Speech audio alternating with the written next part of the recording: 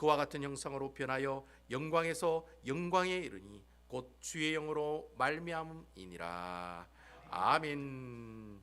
오늘 본문에 있는 이 말씀을 가지고 영광에서 영광에 이르는 삶, 영광에서 영광에 이르는 삶이라는 내용으로 하나님의 말씀을 증거하도록 하겠습니다. 오늘은 고린도후서 이제 6번째 제가 강의하는 시간인데요. 우리가 어제 토요일 새벽기도 때 고린도후서 3장에 있는 말씀을 살펴봤어요. 그래서 고린도후서 3장 1절에서 11절에 있는 말씀 저희들이 살펴봤는데, 오늘은 12절부터 18절까지 3장에 있는 내용 전체를 다시 한번 다 살펴보면서 끝을 맺도록 하겠습니다. 자, 여러분, 제가 어저께 카톡을 통해서 토요 설교 말씀 올렸는데 여러분 다 보셨죠? 한 분만 아멘 하시네. 오주사님 할렐루야 아멘. 예, 다 보셨습니까? 예, 제가 강의 설교를 하기 때문에 앞에 있는 내용을 모르시면 뒤에 있는 내용 이해하기가 힘드시다고 해서 제가 설교 내용을 좀 힘들고 번거롭지만 계속해서 여러분들께 올려드리고 있습니다. 좀 늦게 올리거나 빨리 올리는 그 시간적 문제가 있지만 여러분 계속 올리고 있으니까요. 여러분 오늘 설교 보시기 전에 어제 설교 한번 더 들으시고, 또 수요일 설교 듣기 전에 주일 설교 한번 더 들으시고, 또 토요일 설교 듣기 전에 수요일 설교 한번 더 들으시고, 이렇게 이전에 있던 말씀을 하나하나 여러분들께서 듣고 은혜 받으셔야지만이 여러분들 오늘 본문에 있는 말씀을 잘 이해할 줄로 믿습니다. 앞으로 꼭 읽으시고 꼭 말씀을 보시고 오시는 여러분 되시기를 주님의 이름으로 축원드리겠습니다. 어저께 이 새벽기도 말씀이 어떤 내용이었냐면은 제가 간단히 설명하면 그렇습니다. 어제 사도 바울 선생이 자기의 사도의 직분에 관한 반대파들 사람들의 공격을 받았어요. 그러니까 사도 바울 선생이 고린도 교회에 있는 몇몇 사람들이 사도 바울 선생은 사도가 아니다. 그 사람이 어떻게 사도냐? 예수님의 제자도 아닌데 뭐가 사도냐? 그러면서 이제 시비를 걸기 시작했다는 거예요. 그러면서 사도가 가지고 있는 그런 어떤 능력이라든지 자질이라든지 권위라든지 그런 것들을 다 깎아내리는 거예요. 저거는 도저히 사도로 받아들일 수 없다. 그렇게 하는 사람들이 있었다는 거예요. 이제 고린도 아마 두 번째 방문을 하면서 그런 사람들을 만났던 것 같아요. 그래가지고 고린도 교회에 가서 자신의 문제를 해결하러 갔다가 어떻게 해요? 혹대로 갔다가 혹 붙이고 왔다는 거예요. 혹대로 갔다가 혹 붙이고 왔다는 거예요. 그래가지고 쓴 편지가 뭐예요? 세 번째 서신이 눈물의 서신이었다는 거예요. 그걸 들고 디도가 고린도 교회로 갔다는 거예요. 근데 고린도 교회에서 어떻게 해요? 디도가 그러한 이야기를 그러한 편지를 냈더니 다행히 이 고린도 교회가 회개하고 하나님 앞에 돌아옴으로 그 기쁜 소식을 누가 들고 와요? 디도가 헐레벌떡 들어왔고, 사도 바울 선생은 또 디도가 보고 싶어서 또 디도 만나러 가다가 어디서 만나요? 마케도니아라는 곳에서 만났는데 신학자들은 빌립보에서 만나지 않았을까 그래 얘기해요. 그래서 만나가지고 어떻게 해요? 그래가 만나가지고 쓴 편지가 바로 고린도 후서라는 거예요. 근데 고린도 후서를 통해서 그때 자기를 대적했던 그 사람들에게 어떻게 해요? 하나하나 사도가 내가 가지고 있는 이 사도직이 진짜 사도직 맞다. 하나님께서 내게 주신 직분이다라는 것을 하나하나 설명하고 있는 내용이 어제 설교 말씀이었는데, 자기의 사도권을 변호하기 위해서 두 가지의 단어를 이용하면서 자기가 그 사도권을 어떻게 해요? 이야기하고 설명하는 내용이 나온다는 거예요. 첫 번째 단어가 뭐였어요? 그리스도의 호주머니, 그리스도의 뭐예요? 편지라고 그랬죠. 그리스도 편. 자, 이제 성경 안 보신 분하고 보신 분하고 이제 약간씩 이제 차이가 나기 시작합니다. 저 계속 오늘 질문할 거예요. 그리스도의 편지라고 하는 단어가 하나 나왔고, 두 번째는 무슨 단어가 나왔습니까? 새 언약의 일꾼이라고 하는 단어를 썼습니다. 그래서 이 그리스도의 편지와 새 언약의 일꾼이라는 단어를 가지고 자기가 가지고 있는 사도직이 진짜 사도직 맞다, 이런 이야기를 하나하나 설명하는 내용이 나왔다는 거예요. 이제 고린도 교회 사람들이 이 사도 바울 선생을 자꾸 사도가 아니라고 얘기하니까 이 나쁜 사람들이 뭘 요구하느냐면은 사도 바울 선생이 추천서를 안 가지고 다니거든요. 야, 추천서 내봐. 추천서 달라는 거예요. 왜 그 추천서를 달라느냐면 그 당시에 순회 전도자들이 교회에서 교회로 이동할 때 꼭 추천서를 들고 가게 돼 있어요. 그 추천서를 들고 가야지. 제가 베다니교에서 남부교회를 가면 남부교회 추천서가 있어서 그 추천서를 어떻게 해요? 베다니교회 추천서를 남부교회 갖다 주면 남부교회 사람들이 저를 이 베다니교회 담임 목사로 알고 지극히 잘 대접을 해준다는 거예요.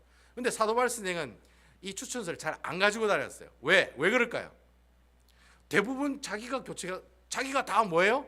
개척한 교회거든요. 빌립보 교회도 그렇고, 데살로니가 교회도 그렇고, 고린도 교회도 그렇고, 에베소 교회도 그렇고, 모든 교회가 다 사도 바울 선생이 개척을 했기 때문에 개척한 사람한테 추천서 주세요 하면 말이 돼요, 안 돼요? 그 말이 안 되는 얘기를 그 나쁜 사람들이 계속해서 시비를 걸면서 사도 바울 선생님한테 그렇게 이야기했다는 거예요. 그러니까 사도 바울 선생이 추천서를 보여주지 않고 뭐라고 얘기했습니까? 고린도 교회 너희는 뭐다? 그리스도의 편지다. 그런 얘기를 썼다라고 하는 거예요. 그러니까 여러분 굳이 추천서를 보여줄 필요 없이 뭘 보여주면 돼요? 고린도 교회 사람들 보여주면 되죠. 봐라, 고린도 교회 예수 믿고 하나님 나라의 백성으로 살아가는 사람들이 예배 모이는 이 교회가 바로 뭐다? 내 추천서랑 마찬가지라는 거예요. 근데 여러분 그 편지를 우리의 편지라는 말로 쓰지 않고 어떤 편지라고 써요? 그리스도의 편지가 고린도 교회다라고 이야기하고 있다는 거예요. 그리스도의 편지라는 말을 썼다는 말이 무슨 말이에요? 고린도 교회의 주인은 누구다? 사도 바울이다? 누구다? 제가 사도 바울이다 해가지고 사도 바울입니다 이래 얘기하면 안 됩니다, 여러분. 자, 고린도 교회 주인은 누구다?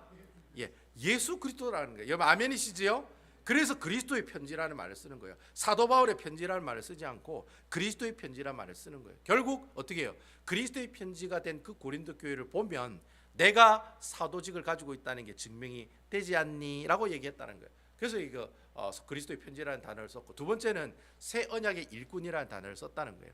여러분 그 사도 바울 선생을 미워하는 그 사람, 비판하는 그 사람들 특징이 뭐냐면 이 예수 그리스도가 곧 새 언약이잖아요. 근데 옛 언약을 믿는 사람들이었다는 거예요. 이 말이 무슨 말이냐면 모세의 율법과 십계명을 어떻게 해요? 하나님이 주신 계명이라고 생각하고 철저하게 하나님의 율법을 가지고만 살아가는 사람들, 이 사람을 어떤 사람이라 얘기하냐면 옛 언약을 가지고 있는 사람들, 그러니까 옛날 언약을 가지고 있는 사람들이다라는 거예요.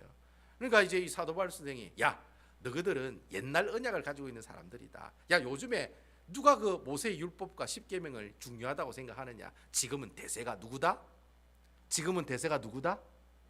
예수 그리스도라는 거예요. 대세가 예수 그리스도고, 예수 그리스도가 곧 우리에게 새 언약이 되어 주시고, 우리가 예수 그리스도를 믿음으로 우리는 어떤 사람이 되는 거예요? 새 언약의 일꾼이 될 수 있다라고 하는 겁니다. 고로 너희들은 헌 언약을 믿고 있지만 나는 구약에서 예레미야 31장 33절에서도 뭐예요? 새 언약을 너희에게 같이 맺는다. 유다 자손에 있는 한 사람과 함께 새 언약을 맺겠다고 예수님이 태어나기 500년 전에 예레미야 31장 31절에 그래 예언하거든요. 그 예언대로 유다 자손에 예수님이 이 땅에 오셨어요, 안 오셨어요? 왔다는, 그분이 바로 내가 믿고 있는, 내가 섬기고 있는, 내가 끝까지 따라가고 있는 누구다? 예수 그리스도다라는, 그분이 곧 누구예요? 새 언약이 되시는 분이다라는 거예요. 고로 내가 그분을 믿으니 나는 새 언약의 일꾼이니 곧 나는 사도다, 사도가 아니다, 바로 사도의 직분을 가지고 있는 사람이 맞다. 그렇게 이제 이 그리스도의 새 언약의 일꾼이라는 단어를 이용하면서 자기가 사도가 맞다라는 사실을 이야기하고 있었던 내용이 바로 어제 바로 토요일 새벽기도 있었던 이야기라고 하는 겁니다. 아시겠죠? 그런 이야기들을 이야기하면서 오늘 12절의 말씀이 시작이 되고 있다라는 겁니다. 자, 그럼 우리 12절에 있는 말씀 다 같이 보겠습니다. 우리 다 같이 읽어볼게요. 12절입니다. 시작. 우리가 이 같은 소망이 있으므로 담대히 말하노니. 그러니까 여러분 우리가 누구예요? 사도 바울 선생이랑 사도 바울과 같이 동역하는 사람들이죠. 그 사람들이 이 같은 소망이 있으므로, 이 같은 소망이 뭐예요? 이 같은 소망의 내용이 뭐예요? 바로 제가 금방 열심히 여러분들에게 막 잘잘잘잘잘잘 얘기했던 내용이 바로 뭐예요? 이 같은 소망이라고 하는 내용이에요. 아시겠죠? 앞에 있는 내용을 너희들이 다 이야기를 했는데 이야기를 어떻게 한다는 거예요? 담대히 말하노니. 여러분 아멘이시죠? 나는 확실하다는 거예요. 나는 사도의 직분을 가지고 있는 하나님의 언약의 일꾼이라 확실하다는 거예요. 그 확신을 가지고, 여러분 여기 나오는 그 소망이란 말은 헬라어로 확신하다라는 뜻입니다. 아시겠죠? 우리나라 말로 번역은 소망이라 표현을 썼는데 확신이란 말을 쓰는 게 훨씬 더 낫습니다. 그러니까 앞에 있는 내용을 내가 확신하기 때문에 담대하게 너희들에게 말하노니, 그 내용이 이제 오늘 본문에 나온다는 게, 뭘 담대하게 얘기하느냐? 그 내용이 13절부터 16절 내용까지 우리에게 쭉 이야기하고 있다라는 거예요. 그럼 도대체 담대하게 사도 바울 선생이 또 무엇을 얘기하고 있는지 여러분 우리가 함께 살펴보도록 할게요. 자, 그럼 우리 13절에서 16절에 있는 말씀 우리 다 같이 한번 읽어볼까요? 13절에서 16절에 있는 말씀, 좀 긴 말씀이지만 우리 다 같이 소리 내어서 읽어보겠습니다. 13절에서 16절입니다. 시작. 우리가 모세가 이스라엘 자손들에게 장차 없어질 것의 결국을 주목하지 못하게 하려고 수건을 그 얼굴에 쓴 것 같이 아니하노라. 14절 그러나 그들의 마음이 완고하여 오늘까지도 구약을 읽을 때 그 수건이 벗겨지지 아니하고 있으니 그 수건은 그리스도 안에서 없어질 것이라. 15절 오늘까지 모세의 글을 읽을 때 수건이 그 마음을 덮었도다. 16절 그러나 언제든지 주께로 돌아가면 그 수건이 벗어지리라. 아멘. 자, 오늘 13절에서 16절 말씀이 뭐냐? 자, 그러면 사도 바울을 비판하는 사람들이 어떤 언약을 가지고 있다고 했습니까? 옛날 언약, 즉 모세와 십계명 율법을 가지고 있는 사람들이 했죠. 그 옛 언약을 가지고 있는 그 사람이 그러면 새 언약을 가지고 있는 사람으로 바뀌려면 어떻게 해야 되느냐? 그 얘기를 오늘 본문의 말씀을 통해 얘기하고 있다는 거예요. 근데 그 얘기를 무슨 비유를 가지고 얘기하냐면 바로 오늘 본문에 모세가 머리에 수건을 썼다 안 썼다, 이 수건이라고 하는 비유를 가지고 옛 언약을 가지고 있는 사람들이 어떻게 하면 예수를 믿고 새 언약의 백성이 될 수 있느냐, 그 방법을 이 출애굽기에 모세가 광채가 나서 그 수건으로 머리를 가렸다는 그 이야기를 비유로 해서 어떻게 해요? 설명을 하고 있는 내용이 바로 13절에서 16절에 나오는 말씀이라는 겁니다. 그러니까 여러분 오늘 보니까 뭐 모세가 갑자기 뭐 수건을 썼니 안 썼니? 여러분 오늘 단어가 무슨 단어가 많이 나옵니까? 수건이라는 단어가 베일이죠. 베일. 이 수건은 여러분들이 뭐 땀 닦는 그런 수건의 개념이 아니라 여러분 결혼하면 면사포 있죠. 면사포. 그 면사포 개념이라고 생각하시면 됩니다. 아시겠죠? 그걸 베일이라고 그러잖아요. 그죠? 그 신부가 이렇게 앞에 면사포 쓰잖아요. 원래는 쓰고 입장하고 신랑이 그 베일을 이렇게 올리는 게 원래 순서잖아요. 근데 뭐 요즘 여자들이 막 그냥 다 그냥 디비놓고 그냥 바로 나가죠. 막 그냥 바로 그냥 까고 바로 나가지 않습니까? 요즘은 다 그래 바뀌었어요. 옛날에는 원래는 전통적인 건 뭡니까? 가려가지고 신부 얼굴을 안 보여주면 가려가지고 가가지고 어떻게 해요? 신랑이 어떻게 해요? 베일을 올려야지 그때 이제 신부 얼굴을 보기로 돼 있는데 요즘은 안 그렇다는 거예요. 하여튼 그때 쓰는 수건이 바로 베일인데 그 베일을 지금 얘기하고 있는 겁니다. 이 얘기가 어디에 나오는 내용이냐면 출애굽기 34장에 나오는 내용이에요. 출애굽기 34장에 어떤 내용이 있느냐? 뭐 지금 살펴보면 좀 시간이 많이 걸리니까 출애굽기 34장에 무슨 내용이 있냐면은 이 모세가 하나님으로부터 두 번째 십계명 돌판을 받는 장면의 이야기가 나와요. 여러분, 그 목사님 그 십계명 한 번 받은 거 아닙니까? 한 번 받은 거 아닙니다, 여러분. 두 번 받았습니다. 처음에 십계명 받았다가 그거 가지고 내려왔는데 야들이 뭡니까? 모세가 늦게 더디 내려옴을 보고 뭐예요? 뭘 만들어요? 금송아지를 만들잖아요. 그래 막 뛰도고 놀다가 막 하나님 화가 나가지고 모세가 화가 나가 그 십계명을 확 그냥 던져버리잖아요. 그래 깨진 그 자리에 땅이 갈라지고 고라자손이 어떻게 해요? 땅속에다 삼키움을 받아 죽임을 당하더라. 그게 첫 번째 십계명 깨트린 사건이거든요. 근데 이제 십계명이 없어졌잖아요. 그러니까 하나님이 모세한테 야야 이제 내가 돌을 깎아서 주진 않는데 네가 깎아서 가져온나. 그러니까 돌 두 개를 깎아가지고 다시 시내산에 올라갔어요. 올라가니까 이제 하나님께서 이제 그 돌판에다가 십계명을 다시 새겨가지고 모세에게 줬다는 거예요. 그 모세가 그 돌 들고 이제 내려온 거예요. 그 얘기가 이제 34장에 나와요. 출애굽기 34장. 내려왔는데 이 모세가 갑자기 막 얼굴에서 막 광채가 비치는 거예요. 왜 여러분들 그 뭐 드라마 같은 데 보면 따라 이러면서 막 얼굴이 막 광채가 막 비치는 그런 장면 나오죠. 막 이러면서 막 광채가 쫙 비치는 장면이 나오는 것처럼 모세의 얼굴에 광채가 비치는 거예요. 이 모세가 하나님을 만나는 동안 40일 동안 이 얼굴이 어떻게 해요? 아주 신령한 얼굴로 변한 모습으로 나타났다는 거예요. 그러니까 이제 이스라엘 백성들이 그 모습을 보고 뭐 하더라? 두려워하더라. 그런 얘기들도 있고 뭐 또 이렇게 아무래도 좀 많이 부담스러워했겠죠. 그래서 이 모세가 그 광채를 어떻게 해요? 막기 위해서 자기 얼굴에 수건을 씌워가지고 그 광채를 가려온 그런 이야기가 이 출애굽기 34장에 보면 나온다는 거예요. 근데 여러분 사실 그 모세가 자기 얼굴에 광채를 막은 이유가 사실은 오늘 이 사도 바울 선생이 이야기하고 있는 내용하고 조금 다른 내용이거든요. 여러분 제가 한번 물어볼게요. 왜 모세가 얼굴에 광채가 났는데 얼굴을 수건으로 가렸을까? 이유가 뭘까요? 물론 그 성경에 보면 백성들이 두려워해서 그래서 뭐 두려워하니까 오기 부담스러워하니까 뭐 이래 베일을 씌웠다라는 얘기가 있지만은 실질적으로 왜 모세가 그냥 이래도 되잖아요. 내가 이 정도다 이러면서 이럴 수 있잖아요. 근데 왜 이 수건을 덮어서 그 광채에 빛나는 얼굴을 가리웠을까요? 여러분 이유가 뭘까요? 1번 오늘 1번 2번 없습니다. 여러분 이 사실을 알려면은 출애굽기 32장에 있는 내용을 보면 알 수 있습니다. 그 배경이 되는 구절이 하나 나와요. 예, 요거는 우리 같이 한번 찾아봤으면 좋겠어요. 출애굽기 32장입니다. 출애굽기는 구약에 있습니다. 신약에 있는 거 아닙니다. 출애굽기 32장 1절 보십니다. 1절. 제가 가지고 있는 성경 구약 성경 131페이지네요. 131페이지. 여러분 찾았습니까? 네. 출애굽기 32장 1절입니다. 그 이유가 나옵니다. 우리 출애굽기 32장 1절을 다 같이 한번 읽어볼게요. 131페이지죠. 구약 성경 131페이지. 자, 찾았으면 다 같이 읽겠습니다. 시작. 백성이 모세가 산에서 내려오미 더딤을 보고 모여 백성이 아론에게 이르러 말하되 일어나라, 우리를 위하여 우리를 인도할 신을 만들라. 이 모세 곧 우리를 애굽 땅에서 인도하여 낸 사람은 어찌 되었는지 알지 못함이니라. 여러분, 이 말씀을 잘 보시면 이스라엘 백성들이 모세를 단순히 자기를 애굽에서 탈출한 인도자로 보고 있을까요? 아니면은 신으로 보고 있을까요? 여러분 잘 보세요. 지금 이스라엘 백성들이 모세를 신으로 보고 있어요? 아니면 한 사람으로 보고 있어요? 신으로 보고 있다는 걸 알 수가 있어요. 왜냐하면 자 보세요. 더디옴을 보고, 사실 시내산에 40일 동안 모세가 하나님하고 있었거든요. 모세가 눈에서 없어졌어요. 눈에서 없어지니까 뭘 만들었어요?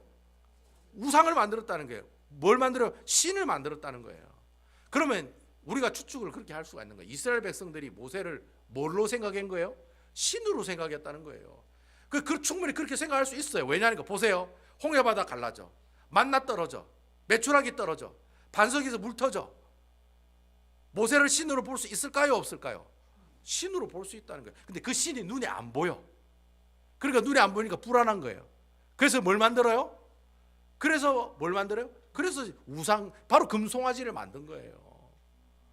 그러니까 결국 이스라엘 백성들이 이 모세를 뭐라고 생각하고 있느냐 하면은, 자기는 물론 모세가 신입니다 이렇게 대놓고 얘기하지는 않지만은 그 이스라엘 백성들이 가지고 있는 그 마음 속에는 이 모세는 곧 누구로 보고 있는 거예요? 신과 같은 존재로 보고 있다라는 거예요. 자, 그러면 여러분 이 사실을 이 사실을 지금 모세가 잘 알고 있다는 거예요. 자, 그러면 여러분 두 번째 돌판 들고 내려왔는데 얼굴에서 광채가 비쳐.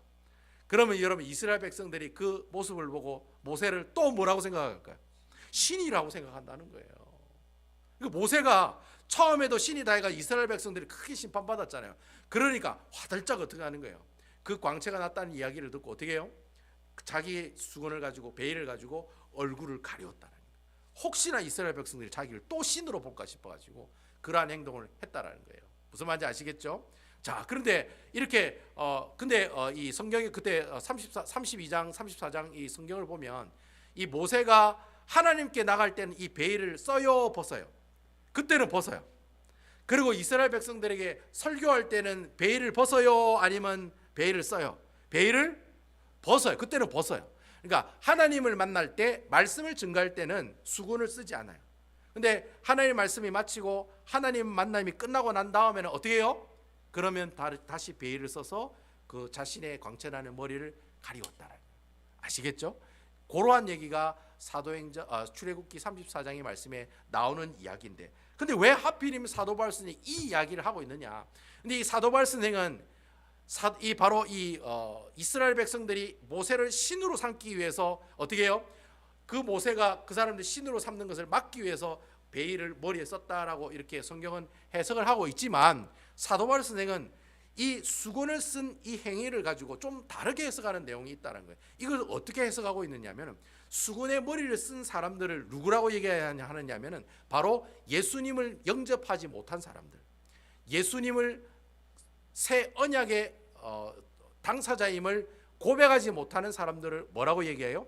수건을 쓰고 있는 사람들이라고 이야기하고 있다는 거예요. 그래서 여러분 여러분 그 성경에 우리가 오늘 보고 있는 14절과 15절 말씀에 보면은 뭐라고 되어 있어요? 그들의 마음이 뭐뭐하여? 완고하여. 구약을 읽을 때, 즉 구약에 있는 성경 말씀을 읽을 때 자신의 수건을 벗지 않는다. 이 말이 무슨 말이냐면, 계속해서 어떻게 해요? 모세의 십계명과 율법이 최고야. 아직까지 메시아는 이 땅에 오지 않았어. 예수 그리스도는 메시아가 아니야 라고 이야기하고 주장하는 사람들, 그 사람들을 뭐라고 비유한 거예요? 머리에 베일의 수건을 쓰고 있는 사람들이라고 이야기하고 있다는 거예요. 그러니까 여러분, 원래 출애굽기에 나오는 모세가 수건을 쓴 그 이유랑 오늘 본문에 나오는 그 이유랑 그 내용이 좀 틀려요, 안 틀려요? 좀 틀리다는 거예요. 사도 바울 선생은 머리에 수건을 쓴 사람을 누구라고 얘기하고 있느냐면 바로 하나님의 바로 새 언약 대신 예수님을 영접하지 못하는 사도 바울 선생을 비판하는 사람들, 즉 옛 언약의 말씀을 자신의 소중한 언약이라고 믿고 살아가는 그 사람들, 바로 그 사람들을 일컬어서 머리에 수건을 쓰고 있는 사람들이라고 비유로 이야기하고 있다는 거예요. 그래서 그 수건을 쓰고 있는 사람을 뭐라고 해요? 완악한 마음을 가지고 있는 사람들이라는 거예요.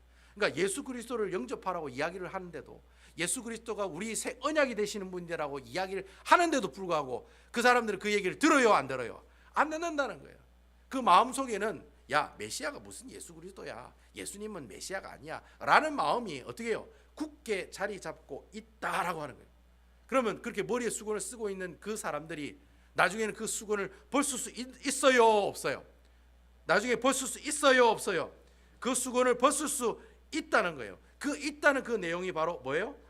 여기 저기 16절 말씀에 보면 나온다는 거예요. 우리 다 같이 16절에 있는 말씀 다 같이 한번 읽어보도록 하겠습니다. 16절 말씀입니다. 시작. 그러나 언제든지 주께로 돌아가면 그 수건이 어떻게 되리라? 벗겨지리라. 방법은 있다는 거예요.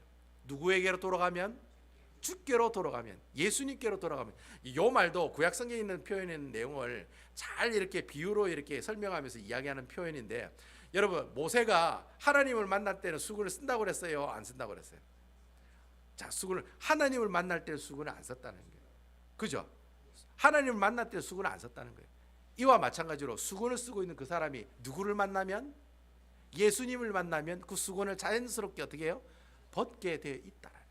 그 얘기를 그렇게 이렇게 연결시키면서 이야기하고 있다라는 거예요. 결국 여러분 어때요? 사도 바울 선생님이 비판하는 사람들이, 그 사람들이 결국 예수 그리스도가 나의 구주가 되시는 분이시고 그분이 실질적으로 예레미야에서 예언했던 그 새 언약의 메시아가 되시는 분이시다라는 사실을 어떻게 해요?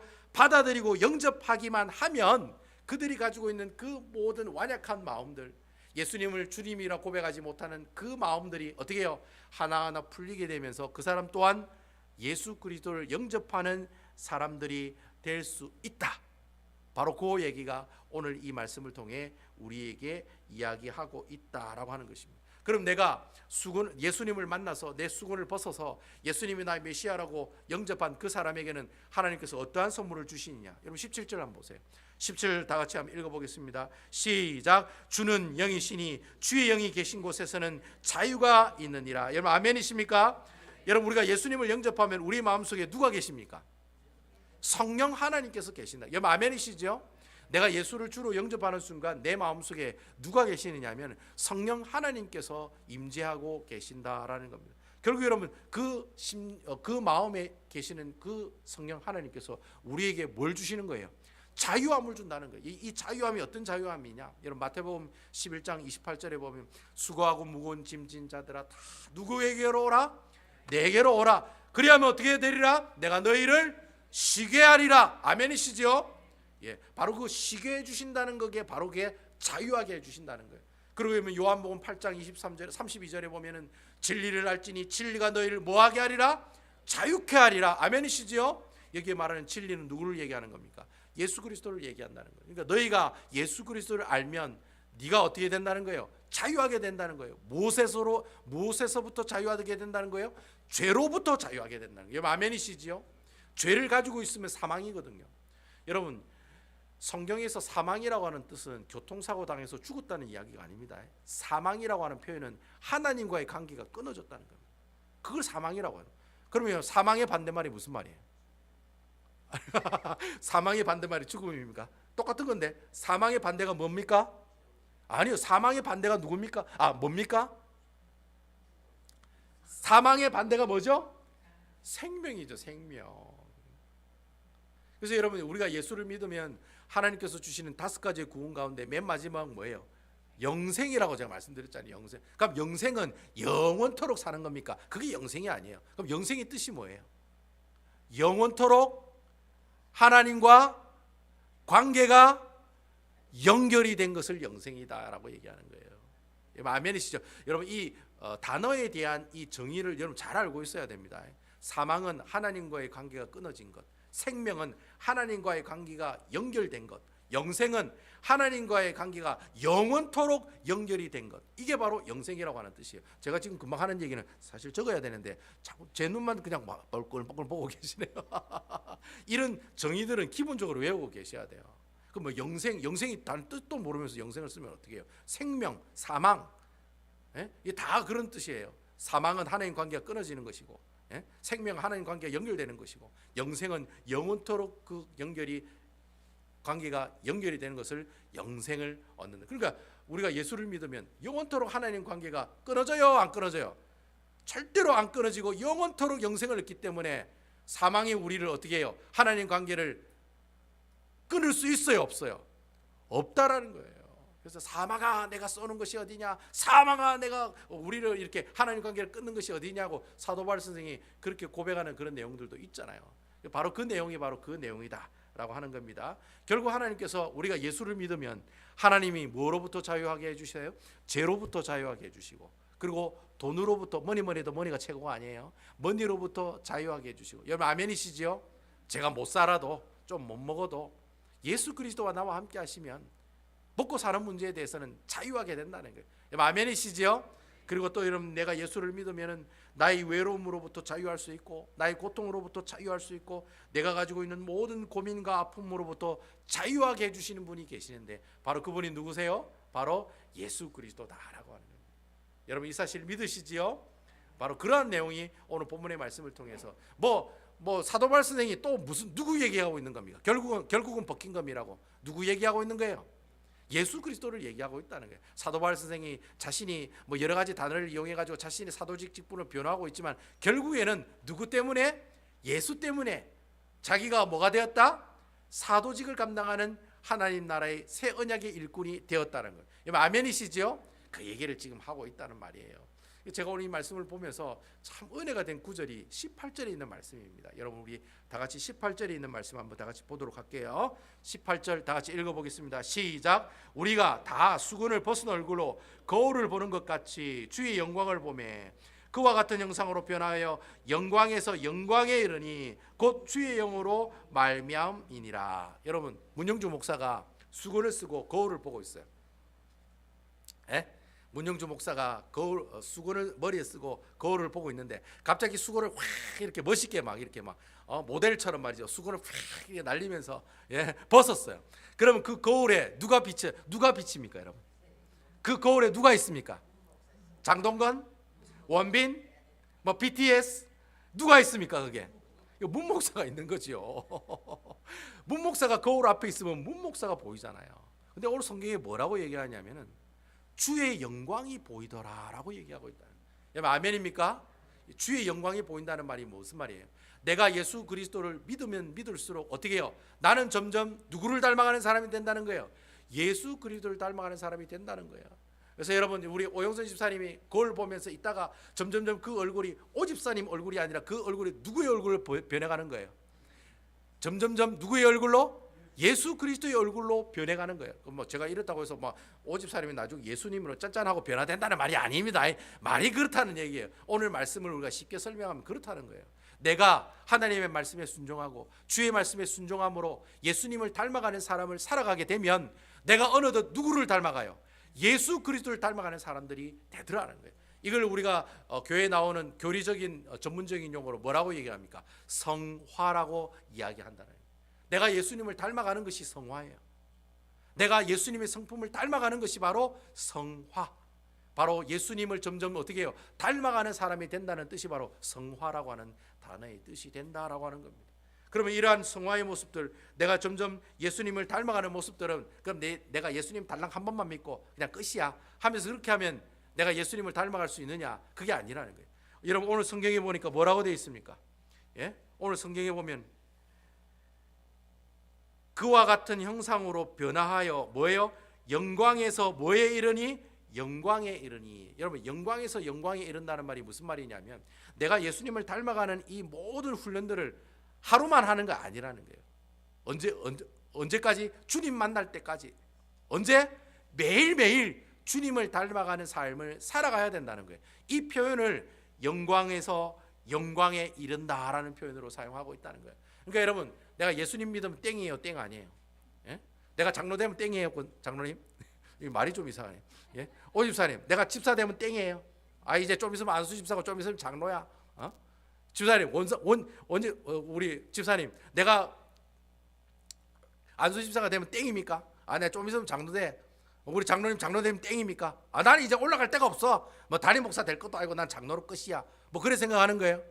그렇게 살지 말라는 말이에요.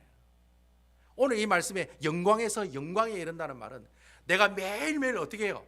하나님의 말씀을 순종하면서 누구를 닮아가는 삶을 살아가야 돼요. 예수님을 닮아가는 삶으로 살아가야 된다는 거예요. 그러니까 여러분, 예수 믿으면 사람이 변해야 돼요, 안 변해야 돼요? 변하는 게 맞아요, 아니면 틀려요? 변하는 게 맞다는 거예요. 그러니까 내가 예수를 믿으면 사람이 변하는 게 맞다는 거예요. 내 말과 내 생각과 내 행동이 바뀌어요, 안 바뀌어요? 바뀌어야 된다는 거예요. 옛날에는 막 성격이 막 한 성격하고 막 그냥 막 집사하고 둘이서 막 치고받고 싸우고 막 욕하고 이러던 사람이 나중에 예수 믿고 난 다음에 점점점, 제가 하루 만에 변하라는 말은 아닙니다. 사람이 하루 만에 변하면 그 사람이 제대로 된 사람입니까? 약간 이래된 사람입니까? 사람이 하루 만에 변하면 이래된 사람이 확률이 많아요. 그러니까 여러분, 사람이 하루 만에 변하면 안 돼요. 하루 만에 변할 수도 있어요. 하나님의 능력이 함께 하시면 사람이 갑자기 막 이상한 살인자가 정말 온전한 어떤 성자로 변할 수도 있어요. 하나님 능력이 함께 하시면. 하지만 여러분, 그런 경우는 거의 없다라는 거예요. 여러분, 성경에 보면은 하루아침에 하나님을 믿고 예수님을 믿어서 바로 변하는 사람이 있었어요, 없었어요? 그런 사람들이 극히 없었다는 거예요. 사도 바울 선생도 다메섹 도상에서 예수님 만나고 갑자기 변했지만은 사도 바울 선생이 항상 고백하는 게 있잖아요. 뭐라고 고백합니까? 나는 죄인 중에 개수죄인입니다. 나는 만삭되지 못한 칠득이고 팔득입니다.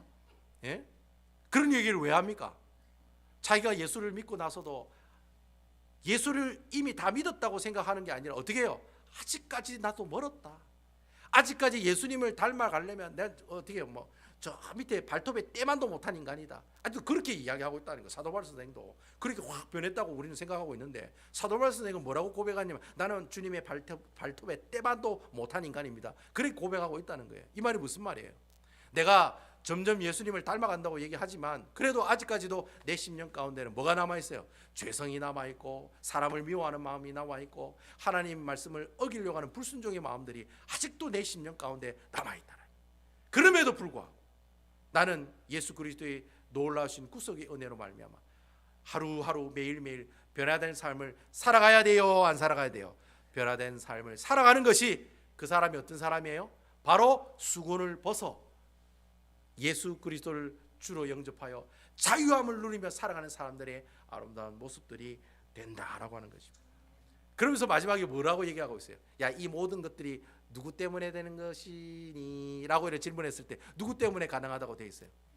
내가 예수 그리스도를 닮아가고 자유함을 얻고 정말 주님께서 기뻐하시는 새 언약의 일꾼이 되는 건 다 누구 탓이다?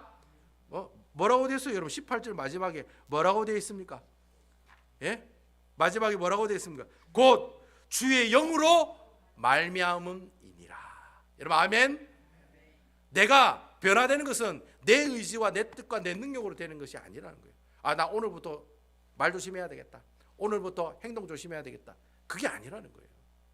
내 삶이 변하고 내 말이 변하고 내 행동이 변하고 내 생각이 변하는 것은 오직 누구를 통해서만 변할 수 있다? 내 심령에 계신 성령님을 통해서만 변화가 될 수 있다는 거예요. 아멘입니까? 그 얘기를 지금 오늘 사도 바울 선생이 우리에게 하나하나 이야기하고 있다는 거예요.